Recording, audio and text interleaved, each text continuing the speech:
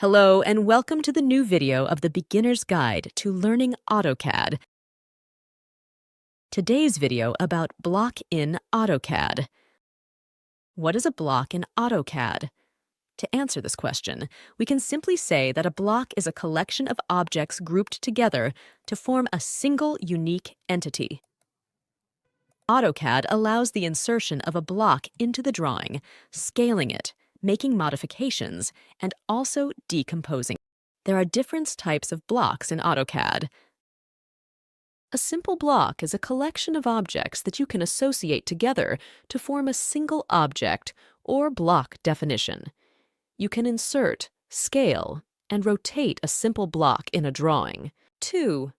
A dynamic block that contains parameters and actions, allowing it to change shape, size, or appearance dynamically based on user input or predefined actions. 3.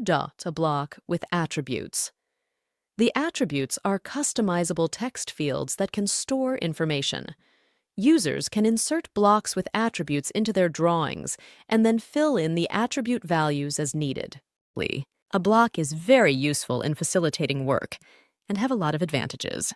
You can use blocks to save time by grouping objects and edit them all at once, to maintain consistency by building a standard library of frequently used symbols and components, to reduce the size of a drawing file.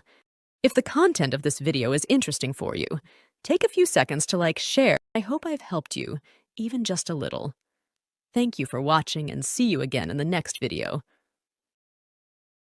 Hello and welcome to the new video of the Beginner's Guide to Learning AutoCAD.